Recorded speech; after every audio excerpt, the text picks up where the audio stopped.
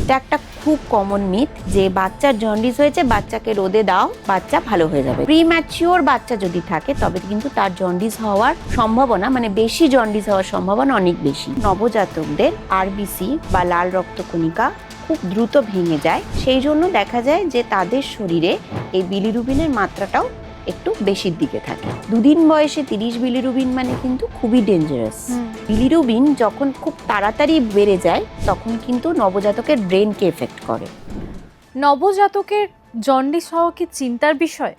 এ বিষয়ে আমরা আজ কথা বলবো। আমরা আজ জেনে নেব নবজাতকের জন্ডিস হলে আমাদের কি কি করণীয় রয়েছে।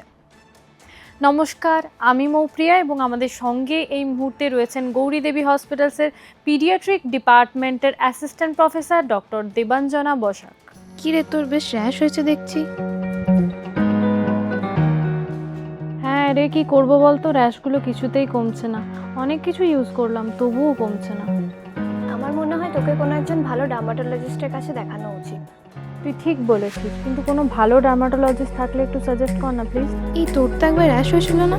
তুই কোথায় দেখিয়েছিলিস? তুই একবার গৌরীদেবী হসপিটালসে দেখাতে পারিস, ওখানে ভালো এক্সপিরিয়েন্স ডার্মাটোলজিস্ট আছে। আমারও সেম প্রবলেম হয়েছিল, এখন ওখানে ট্রিটমেন্ট নিয়ে আমি এখন ঠিক আছি।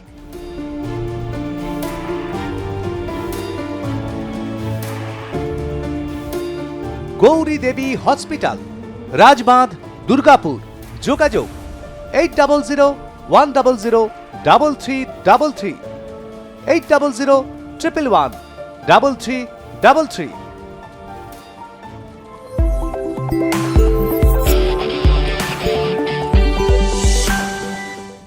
ম্যাম, আপনাকে অনেক স্বাগত জানাই। নমস্কার, আমি doctor Debanjana Basak, assistant professor, department of paediatrics, Gauridevi medical college. Ma'am, শুরুতেই জানতে চাইব নবজাতকদের মধ্যে জন্ডিসটা এত কমন কেন? হ্যাঁ, নবজাতকদের মধ্যে আমরা যদি দেখি যে মোটামুটি যখন বাচ্চার 2 দিন বয়স হয়ে যায়, 3 দিনের মতন, তখন দেখা যায় যে অধিকাংশ বাচ্চাই হলুদ লাগে দেখতে, মুখ, তারপরে ধীরে ধীরে পেট, হ্যাঁ এরকম হলুদ লাগে। তো এটা হচ্ছে বাচ্চার জন্ডিসের লক্ষণ। এবার ছোট বাচ্চার কেন জন্ডিস হয়? প্রথম কথা আমাদের একটু জানতে হবে যে আমাদের রক্তের মধ্যে 3 ধরনের রক্তকণিকা আছে। যদি আমরা আরও বড়োভাবে মানে আরও সহজভাবে বুঝতে চাই, তাহলে আমরা বলতে পারি 2 ধরনের রক্তকণিকা, একটা লাল রক্তকণিকা, একটা সাদা রক্তকণিকা। সাদা রক্তকণিকার আবার 2 ধরনের ভাগ থাকে, একটাকে আমরা বলি অনুচক্রিকা মানে প্লেটলেট, আর একটা হচ্ছে WBC।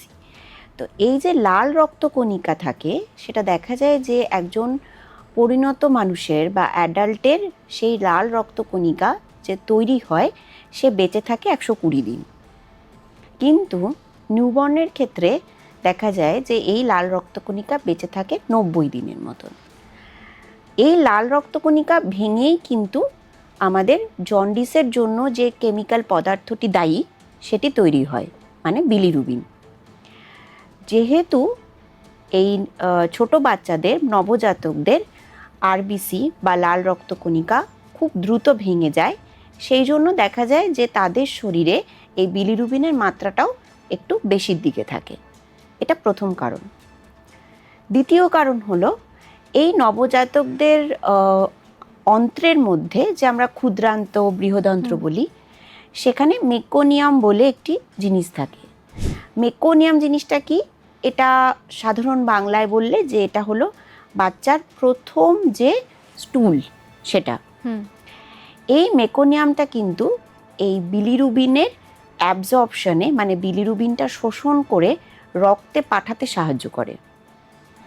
তাহলে এটাও একটা কারণ যার জন্য বাচ্চার শরীরে বিলিরুবিনের মাত্রা বাড়তে পারে বা জন্ডিস হতে পারে। আর একটা কারণ কি? যেহেতু ছোট বাচ্চাদের লাল রক্তকণিকা কম সময়ে বেঁচে থাকে, সেই জন্য তাদের শরীরে অনেক বেশি পরিমাণে লাল রক্তকণিকা তৈরি হয় আমাদের পরিণত মানুষদের থেকে। যেহেতু বেশি পরিমাণে তৈরি হচ্ছে, সেজন্য বেশি পরিমাণে ধ্বংসও হয়ে যাচ্ছে, এবং তারপর সেই ধ্বংস হয়ে যাওয়ার পরে যে কেমিক্যাল বিলিরুবিন, সেটা বেশি পরিমাণে থেকে যাচ্ছে শরীরের মধ্যে। তো এইগুলি হলো মূলত প্রধান কারণ যার জন্য বাচ্চার জন্ডিস হয়। মানে এটা এই কারণের জন্য প্রত্যেকটা নবজাতক শিশুরই 2 থেকে 3 দিনের মাথায় আমরা জন্ডিস দেখতে পাই। এছাড়াও যদি আমরা দেখি যে কিছু বাচ্চার অনেক সময় ব্রেস্ট ফিডিং ঠিকঠাকভাবে করায় না মায়েরা বা করাতে পারে না বিভিন্ন কারণের জন্য, সেই সমস্ত বাচ্চার ক্ষেত্রেও কিন্তু জন্ডিস হতে পারে। এগুলোই মেইন কারণ, প্রধান কারণ।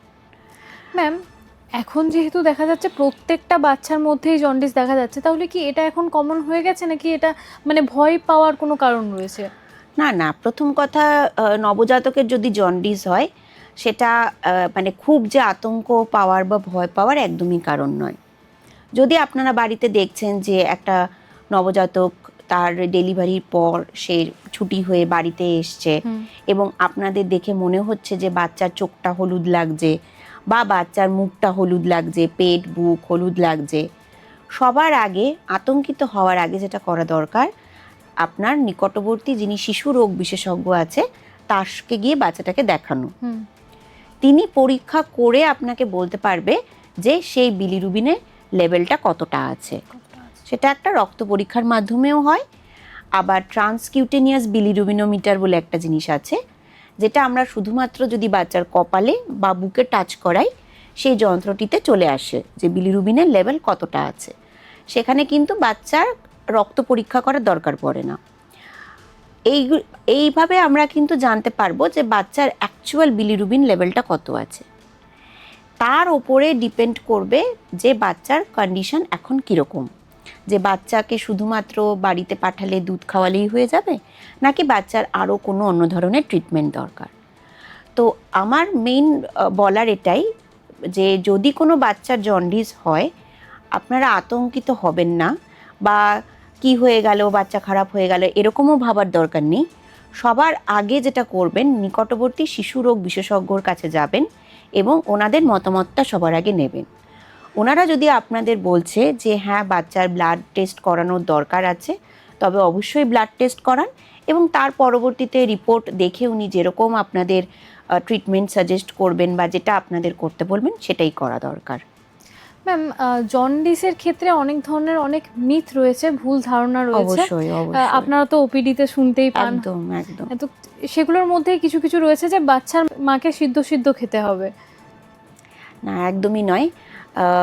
বরং একটা জিনিস যেটা আমরা বলি, অ্যাডভাইস করি যে মা যদি একটু বেশি পরিমাণে জল খায়, সিদ্ধ খাওয়ার কোনো দরকার নেই। মা যেরকম নর্মাল ডায়েট খায় সেরকম নর্মাল ডায়েটই খাবে। কিন্তু যে কোনো ব্রেস্ট ফিডিং মাই যারা বাচ্চাকে দুধ খাওয়ায়, আমরা বলি যেন মা একটা অ্যাডিকুয়েট পরিমাণে একটু বেশি পরিমাণে জল খায়, কারণ জল থেকেই ব্রেস্ট মিল্ক তৈরি হবে। তো ব্রেস্ট মিল্ক যদি ঠিক মতন আসে, বাচ্চাও ব্রেস্ট মিল্ক খাবে ঠিক মতন, তাহলে অটোমেটিক বাচ্চার জন্ডিস কমে যাবে। মায়ের খাওয়ার মধ্যে আমাদের অ্যাডভাইস আমাদের তরফ থেকে শুধু এইটুকুই থাকে। প্রথম প্রশ্ন থাকে বাচ্চাকে কতক্ষণ রোদে রাখবো। আচ্ছা, এটা একটা খুব কমন মিথ যে বাচ্চার জন্ডিস হয়েছে, বাচ্চাকে রোদে দাও, বাচ্চা ভালো হয়ে যাবে, জন্ডিস ক্লিয়ার হয়ে যাবে। আমি এই মিথটা ভাঙতে চাই আমাদের দর্শকদের। প্রথম কথা হচ্ছে, আমরা যদি সূর্যের আলোটা তো সাদা রঙের, ছোটবেলা থেকে আমরা পড়ে এসেছি ভৌত বিজ্ঞানে, সাদা রঙের মধ্যে কিন্তু অনেকগুলো রং থাকে, 7টা রং থাকে। 7টা রং থাকে, তার মধ্যে একটা পোর্শন হচ্ছে নীল আর বেগুনি, তাই তো, খুব ছোট পোর্শন। এটা বিজ্ঞানীরা দেখেছে যে এই যে 7টা রং থাকে তার মধ্যে এই নীল রংটি বাদ দিয়ে আর কেউ কিন্তু আমাদের স্কিনকে পেনিট্রেট করতে পারে না। তাও এই নীল রঙের একটা স্পেসিফিক অ্যামাউন্টে আমাদের দিতে হবে, স্পেসিফিক ডিস্ট্যান্স থেকে দিতে হবে, তবেই সেই নীল রংটি আমাদের শরীরে ভেদ করতে পারবে। আমরা এই যে ফটোথেরাপি দিই সেখানে আমরা এই নীল রশ্মিটাকেই ব্যবহার করি, কিন্তু সেটা একটা স্পেসিফিক লেন্থ থেকে দিতে হবে। তার থেকে দূরে থেকে যদি আসে ওটা কোনো কাজই করবে না। তাহলে সূর্যের আলোর মধ্যে তো সেই নীলের সঙ্গে আরো অনেক কিছু থাকছে এবং সেটা কোনোভাবেই স্কিনকে পেনিট্রেট করতে পারছে না। সুতরাং এটা একটা, সমস্ত দর্শকদের বলবো, এটা আপনাদের কমপ্লিটলি একটা মিথ। রোদে আপনি রাখতে পারেন কীরকম, ধরুন আপনি 1 মিনিট একটু সূর্যের আলোতে নিয়ে গেলেন, বাচ্চাকে কোলে নিয়ে একটু আপনি ঘুরলেন। ঘরের মধ্যেই এমন একটা কোণা আমরা চুজ করতে পারি বা এমন একটা কোণা আমরা দেখতে পারি যেখানে হয়তো সূর্যের আলোটা আসে কিন্তু ডিরেক্ট বাচ্চার গায়ে পড়বে না। সেইভাবে আমরা বাচ্চাকে রাখতে পারি। যে ডিরেক্ট বাচ্চার গায়ে আলো আসছে না। যেমন ধরুন ঘরের একটা জানলার সাইড বা একটা ঘরের একটা বারান্দার একটা কোণাতে, সেখানে খানিকক্ষণ আপনি বাচ্চাকে নিয়ে থাকলেন, এবং যখনই আপনি একটা নবজাতককে বাইরে নিয়ে যাবেন, আমরা সবসময় বলি হাওয়াতে বা কোথাও নিয়ে গেলে 2টো লেয়ার পরাতে হবে, মানে ওর গায়ে জামা কাপড় তো থাকবেই, মোজা, হাতে গ্লাভস, মাথায় ক্যাপ থাকবেই, তার সঙ্গে আবার একটা কাপড়ে মুড়িয়ে তারপরে তাকে বাইরে নিয়ে যাও, ঠিক আছে? তো ওইগুলো কিন্তু সত্যিই মিথ, মানে সূর্যের আলো দিতেই হবে বা ম্যাম, রাখতেই এটা হবে। কি গ্রীষ্মকালের ক্ষেত্রেও তাই 2টো মানে লেয়ার? গ্রীষ্মকালের ক্ষেত্রে আর উইন্টার সিজন শীতকালের ক্ষেত্রে, দুটোর ক্ষেত্রেই আমরা বলি এটা করতে। হ্যাঁ, আমাদের দেশে যেহেতু গরম বেশি, গ্রীষ্মকালে আমাদের হিউমিডিটি অনেক বেশি থাকে, সেক্ষেত্রে হয়তো একটা লেয়ারে কভার করে আনা যেতে পারে, কিন্তু শীতের কালে তো 2টো লেয়ার অবশ্যই, যে কোনো বাইরে জায়গায় গেলেই 2টো লেয়ারে বাচ্চাকে কভার করে নিয়ে যাওয়াটা খুব জরুরি। ম্যাম, জন্ডিসের ক্ষেত্রে মানে চিকিৎসা কি রয়েছে? জন্ডিসের ক্ষেত্রে চিকিৎসা বলতে তো জন্ডিসের একটা প্রথম চিকিৎসা মায়ের দুধ, যেটা আমি এতক্ষণ ধরে ডিসকাস করছিলাম। মায়ের দুধ যদি বাচ্চা ঠিকঠাক মতন খায়, ব্রেস্ট ফিডিং যদি ঠিকঠাক মতন হয়, তাহলে দেখা যায় যে জন্ডিসের পরিমাণ অনেক কম থাকে। এবার কিছু মায়ের ক্ষেত্রে মানে যে সেখানে বিভিন্ন প্রবলেম থাকে, কারোর মায়ের ফ্ল্যাট নিপল থাকে, ইনভার্টেড নিপল থাকে, বা ইনঅ্যাপ্রোপ্রিয়েট সাইজ থাকে, তো সেক্ষেত্রে হয়তো বাচ্চার ল্যাচিংয়ে প্রবলেম হয়, কোনো মায়ের পজিশনিংয়ে প্রবলেম হয়। তো যখন আমরা আমাদের গৌরীদেবী হসপিটালে আমাদের অনেক কজন নার্সেসরাই আছেন, গাইনি ওয়ার্ড এবং আমাদের এনআইসিউ পিআইসিউর, দে আর ল্যাকটেশন কাউন্সিলর। আচ্ছা, ওনারা হচ্ছেন ল্যাকটেশন কাউন্সিলর। এটা আমাদের কলেজের তরফ থেকে একটা স্পেশাল তাদের ট্রেনিং করানো হয়েছিল। তো তাদের মেইন এখানে ডেলিভারি হওয়ার পর তাদের মেইন কাজটাই হচ্ছে সেই নতুন মাকে বোঝানো যে কি করে বাচ্চাকে পজিশন করাতে হবে, কি করে বাচ্চাকে ব্রেস্ট ফিডিং করাতে হবে, এটা তাদের কাজ। এবং তারা এটাও ডায়াগনোসিস করে যে মায়ের কি প্রবলেমের জন্য ব্রেস্ট ফিডিংটা করানো যাচ্ছে না। আচ্ছা, না এটা আমাদের গৌরীদেবী হসপিটালের তরফ থেকে এটা একটা ইনিশিয়েটিভ। কেন আমরা যে চাইছি যাতে বাচ্চার জন্ডিসটাকে আমরা কমাতে পারি, এবং আমরা দেখছি যে আমাদের হসপিটাল যবে থেকে ইনিশিয়েটিভটা নিয়েছে এবং আমাদের নার্সেসদেরকে ট্রেন করা হয়েছে এবং তারা ল্যাকটেশন কাউন্সিলর হয়েছে, তারা মায়েদেরকে করছে, আমাদের জন্ডিস রেট কিন্তু কমেছে আগের কমে থেকে। গেছে। কিরকম, মানে যেগুলো আমাদের আগে ফটোথেরাপি দিতে হতো, এখন দেখা যাচ্ছে সে মায়েরা সুন্দর ব্রেস্ট ফিডিং করছে, 7 দিন পর আমার কাছে ওপিডিতে আসছে, দেখাচ্ছে জন্ডিস ততটা বাড়েনি, সবই ঠিক আছে। তো মায়ের দুধ কিন্তু সবার প্রথম। এরপর যদি দেখা যায় যে না, মায়ের কোনো রিস্ক ফ্যাক্টর আছে যেগুলো আমি বললাম, বা বাচ্চার রিস্ক ফ্যাক্টর আছে যার জন্য কোনো বাচ্চার বেশি জন্ডিস হয়ে গেল, তখন আমরা সেই ফটোথেরাপি চার্টে ওটাকে ফেলি। যদি দেখা যায় যে এটা ফটোথেরাপি লেভেলের মধ্যে চলে আসছে, আমরা বাচ্চাকে ফটোথেরাপি দেওয়া স্টার্ট করি, ব্লু লাইটের তলায় রাখি এনআইসিউতে। যদি দেখা যায় যে না, তাতেও ঠিক হচ্ছে না, সেক্ষেত্রে আমরা বাচ্চাকে এক্সচেঞ্জ ট্রান্সফিউশনের প্ল্যান করি। কিছু কিছু ক্ষেত্রে আইভি বলে একটি মেডিসিন আছে, এবং ইনজেকশন অ্যালবুমিন বলে একটি মেডিসিন আছে। কিছু কিছু ক্ষেত্রে এইগুলো ইউজ করা হয়, কিন্তু এখনো পর্যন্ত এদের মানে রেকমেন্ডেশন হিসেবে সেরকম কোথাও নেই। এই যে মেডিসিনগুলোর নাম আপনি করলেন, এগুলো দিলে কি পুরোপুরি একেবারেই ঠিক না, হয়ে না, যায়? না, একদমই নয়। এগুলো প্রত্যেকটাই ট্রায়াল। আচ্ছা। মানে ধরে নাও, ধরো কারোর 30 বিলিরুবিন। কিছুদিন আগেই আমাদের ইউনিটে ছিল একটি পেশেন্ট, সে ঝাড়খণ্ড থেকে এসেছিল আমাদের কাছে। তো তার বিলিরুবিন ছিল 30, তার বয়স ছিল তখন 2 দিন বয়স। 2 দিন বয়সে 30 বিলিরুবিন মানে কিন্তু খুবই ডেঞ্জারাস।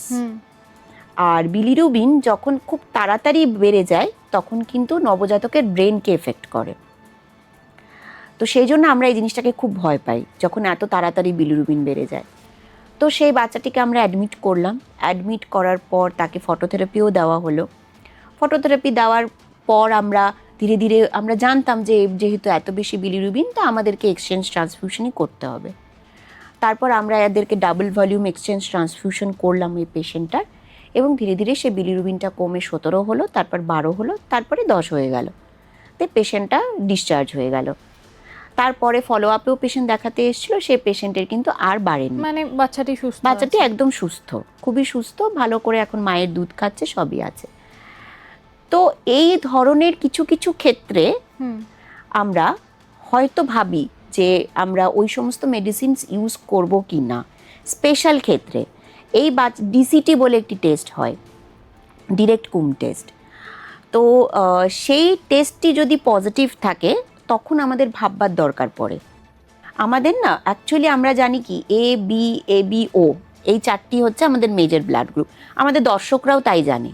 কিন্তু আমাদের শরীরে 200 রকম ব্লাড গ্রুপ থাকে, মিনিমাম 200। আচ্ছা ঠিক আছে, তো এইগুলো হচ্ছে মেজর।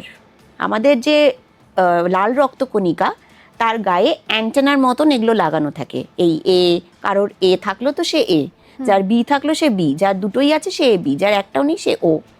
তো সেই রকম ছোট ছোট কিছু অ্যান্টেনাও থাকে, সেগুলোর নাম হচ্ছে small C, small D, small E, capital C, capital D, capital E, এরকম 200 রকমের থাকে, এম এন কেলি অনেক আছে। তো দেখা গেল যে তাদের মধ্যে যে ক্যাপিটাল ই, তার প্রবলেমের জন্যই ওই বাচ্চাটির এত জন্ডিস হয়েছিল। আচ্ছা। মানে ওর, যেটা আমি একটু আগে দর্শকদের বলেছি যে এবিও ব্লাড গ্রুপ মিসম্যাচ, এটা কিন্তু সেটা নয়। ওর মায়ের কিন্তু ও পজিটিভ ছিল, সম্ভবত ওর বাবারও ও পজিটিভ, এরকম কিছু ছিল। তো সেই জন্যই আমাদের আরও বেশি কোয়েরি হচ্ছিল যে তাহলে ওর এত কেন বেশি জন্ডিস। তখন আমরা ইনভেস্টিগেট করতে গিয়ে দেখলাম যে প্রবলেমটা এই জায়গাটাতে আছে। তো সেই বাচ্চাটি আপাতত ভালো হয়ে মানে সুস্থ হয়েই আছে। তো এই ধরনের কেসের ক্ষেত্রে আমরা ভাবতে পারি ওই ধরনের মেডিসিনের কথা, বাট ওগুলো দিলেও যে পুরো ঠিক হয়ে যাবে এরকম নয়। এক্সচেঞ্জ ট্রান্সফিউশনটাই একদম অ্যাবসলিউট ইন্ডিকেটেড এই ধরনের, যাদের ক্ষেত্রে খুব দ্রুত বিলিরুবিন বেড়ে যাচ্ছে বা বিলিরুবিন হয়তো বেড়ে এক্সচেঞ্জ লেভেলে চলে গেল, সেই ক্ষেত্রে। এটা কি আপনাদের কাছে একটু চ্যালেঞ্জিং ফ্যাক্টর হয়ে যায়? হ্যাঁ, অবশ্যই। যখন বাচ্চার এত দ্রুত বিলিরুবিন বেড়ে যায় না, তখন কিন্তু এত ছোট নিউবর্নের মধ্যে এটা ডিটেক্ট করা খুব মুশকিল হয় যে সেটা ব্রেনকে এফেক্ট করছে কিনা। তো সেই জন্য আমাদের জন্য তো অবশ্যই চ্যালেঞ্জিং হয়, কারণ যত দ্রুত সম্ভব আমরা যদি এক্সচেঞ্জ না করতে পারি, ওটা কিন্তু বাচ্চার ব্রেনকে এফেক্ট করতে পারে। তো আমরা সবসময় চেষ্টা করি এটা করতে। এবং এই প্রপার যে ব্লাড, ওইটা যখন আমরা ব্লাডটাকে এক্সচেঞ্জ করব, সেই ব্লাডটা আনাটাও একটা খুব ডিফিকাল্ট ব্যাপার। মায়ের ব্লাড গ্রুপ, বাচ্চার ব্লাড গ্রুপকে ইনফর্ম করতে হয় ব্লাড ব্যাংকে, ওরা সেটা দেখে প্রপার ওয়েতে তৈরি করে দেন দে গিভ, আমাদেরকে ব্লাডটা দেয়। কারণ সে এক্সচেঞ্জ ট্রান্সফিউশনটা করার পর কিছু কমপ্লিকেশনস হতে পারে বাচ্চার, আবার ভবিষ্যতে গিয়ে কিছু কমপ্লিকেশনস হতে পারে। তো সেটা হবে কি হবে না সেটা প্রথম দিকে বলাটা খুব মুশকিল, কিন্তু বাচ্চাটাকে বাঁচানোর জন্য সেই প্রসেসটা করাটা খুব দরকারি হয়ে যায়। ম্যাম, বাচ্চার বাবা মা যারা রয়েছে তারা কি কি ভুল করে থাকে যেগুলো একদম করা উচিত নয়? যেমন আপনি একটা বললেন ব্রেস্ট ফিডিং এর ক্ষেত্রে, তো সেটা তো একটা গেল, আর কি কি ভুল রয়েছে? জন্ডিস রিলেটেড যদি বলতে চাও যে বাচ্চার জন্ডিস হয়ে যাচ্ছে বেশি, সেক্ষেত্রে ফিডিংটা হচ্ছে খুব ইম্পর্টেন্ট, যেটা আমি আগেও বললাম। কারণ প্রথম যখন বাচ্চা জন্মায় না, তারপরে মোটামুটি তার 2-3 দিন পর্যন্ত তার ওয়েট লস হয়, ওজন কমে যায় বাচ্চার। আচ্ছা। এবার সেই যে ওজন কমে যাওয়ার ফেজটা যদি কন্টিনিউ হতে থাকে, মানে ধরো 7 দিনের বাচ্চা তাও তার ওজন কমে যাচ্ছে, কোন ক্ষেত্রে হবে? যদি বাচ্চা ভালো করে ফিডিং করতে পারছে না। বা আরেকটা জিনিস হয়, মা বলছে আমি তো খুব ফিডিং করাচ্ছি ম্যাডাম, আমি আধা ঘন্টা পর পর বাচ্চাকে ফিডিং করাচ্ছি, কিন্তু আমি যখন বাচ্চাকে এক্সামিন করছি আমি দেখছি বাচ্চার একটা ওজন বাড়েনি এবং বাচ্চা একদম জন্ডিসড হয়ে আছে পুরো। এটার কি কারণ হতে পারে? যেটা মায়েরা খুব কমনলি ভুল করে, এক একটা ব্রেস্টে যখন বাচ্চাকে খাওয়ানো হয়, প্রথম যে দুধটা বেরোয় সেটা কিন্তু তরল জলের মতন। তারপরের যে দুধটা বেরোয় সেই দুধটা হচ্ছে ঘন দুধ, যার মধ্যে ফ্যাট থাকে এবং যার মধ্যে ক্যালোরি থাকে। সামনের যে দুধটা থাকে তার মধ্যে মেইনলি প্রোটিন থাকে। বেশিরভাগ মায়েরা কি করে, বাচ্চাকে 5 মিনিট এটা খাওয়ালো, 5 মিনিট এটা খাওয়ালো, 10 মিনিট একটা ব্রেস্ট খাওয়ালো, আবার 10 মিনিট একটা ব্রেস্ট খাওয়ালো, বললো আমি ব্রেস্ট ফিডিং করিয়েছি। এটা কিন্তু হলো না ঠিক ব্রেস্ট ফিডিং করানো। আচ্ছা। এক একটা ব্রেস্টে মিনিমাম 20 to 25 মিনিটস খাওয়ানো উচিত। আচ্ছা, ঠিক আছে ম্যাম, এটা কি একসাথে একটা একসাথে 25 মিনিট আবার একটা 25 মিনিট? হ্যাঁ, কারণ বাচ্চারা বেশিরভাগ ক্ষেত্রে ওদের টেন্ডেন্সি কি হয়, 5 মিনিট খেলো দিয়ে ছেড়ে দিল, দিয়ে একটু এদিক ওদিক করলো, 10 মিনিট আবার খেতে চাইলো, তখন মা কি করে, আর এই দিকেরটা তো খাওয়ালাম, এবার আমি এই দিকেরটা খাওয়াই। ওই করতে গিয়ে যেটা হয়, দুটো ব্রেস্টেরই প্রথম যে জলের পোর্শনটা বাচ্চাটা পেয়ে গেল, আচ্ছা। কিন্তু পিছনের যে ঘন দুধটা পড়ে রইলো সেটা আর বাচ্চাটি পেলো না। তার জন্য কি হলো, বাচ্চাটার ওয়েট গেইন হলো না। ম্যাম আপনাকে ধন্যবাদ। নমস্কার। আপনারা শুনলেন আমাদের বিশেষজ্ঞ নবজাতকদের জন্ডিস হলে কি করা উচিত নয়, কি করা উচিত সেই সম্পর্কে কিন্তু জানালেন।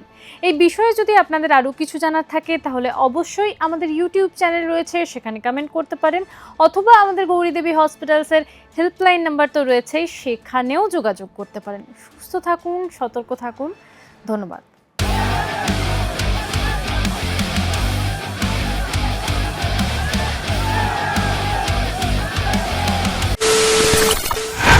খবরের নামে প্রতিদিন সন্ধে আপনার ড্রয়িং রুমে কি শুধুই চিৎকার চেঁচামেচি খেয়ে আসে? বিতর্কের নামে চলে গালাগালি আর কাদা ছোড়াছুড়ি। এবার সময় পরিবর্তনের, কারণ আমরা কান ফাটানো চিৎকারে বিশ্বাস করি না। আমরা বিশ্বাস করি খবরের সত্যতায়। আমরা কোনো পক্ষের হয়ে গলা ফাটাই না, আমরা সাধারণ মানুষের হয়ে প্রশ্ন তুলি। চিৎকার নয়, শুধু খবর হবে যেখানে বিতর্ক আছে কিন্তু কুৎসিত ঝগড়া নেই। সঠিক তথ্য, বিশ্বস্ত খবর। নজর রাখুন আর প্লাস নিউজে।